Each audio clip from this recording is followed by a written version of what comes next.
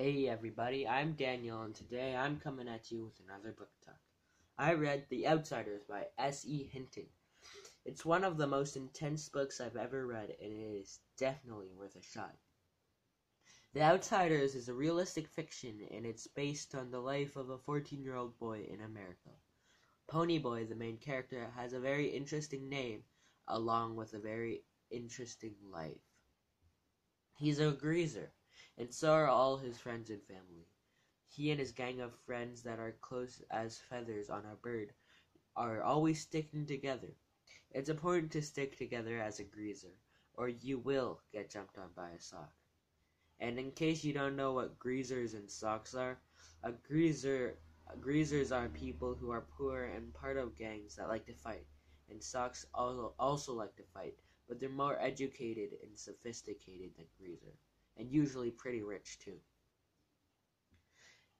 These two ends of society always get into major fights with each other, but things have finally gone too far, way too far, after a sock that was loved by his friends and family was killed.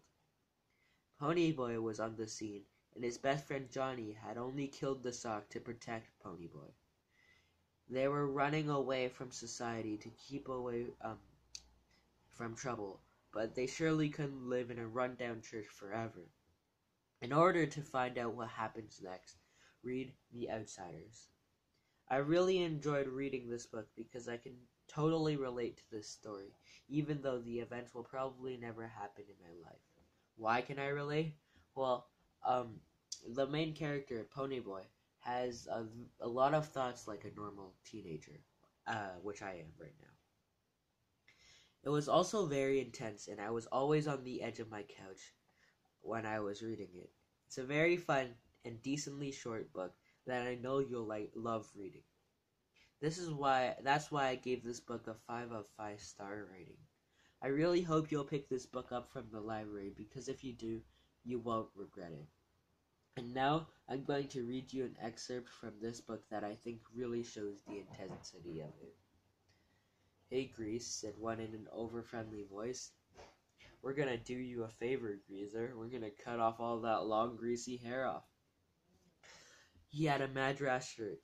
I can still see it, blue Madras. One of them laughed, then cussed me out in a low voice.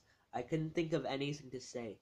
There just isn't a whole lot you can say while waiting to get mugged, so I kept my mouth shut. "Need a haircut, Greaser?" The medium-sized blonde pulled a knife out of his back pocket and flipped the blade open. I finally thought of something to say. No. I was backing up away from that knife. Of course I backed right into one of them. They had me down in a second. They had my arms and legs pinned down, and one of them was sitting on my chest with his knees on my elbows. And if you don't think that hurts, you're crazy.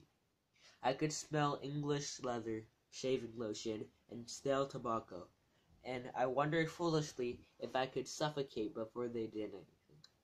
I was scared so bad that I was wishing I would. I fought to get loose and almost did for a second. Then they tightened up on me, and the one on my chest slugged me a couple of times. So I lay still, swearing at them between gasps. The blade was held against my throat. How would you like that haircut to begin just below the chin? So that's about it for the book talk. I really like this book, and I'm sure you will too, if you decide to read it, and I hope you do. Anyways, thanks for listening. See ya.